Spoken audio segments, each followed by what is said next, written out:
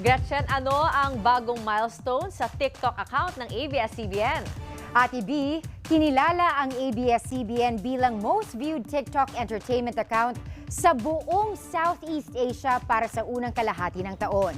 Base sa datos mula sa TikToktainment, tumabo sa 2.85 billion views ang official TikTok account ng ABS-CBN. Meron itong 5.4 million followers at halos 300 million likes. Kabilang sa pinakapinapanood na videos ay ang clips ng seryeng Dirty Linen na merong 2.3 billion views at mataas din ang views ng mga highlights ng iba pang kapamilya shows gaya ng It's Showtime at FPJ's Batang Quiapo.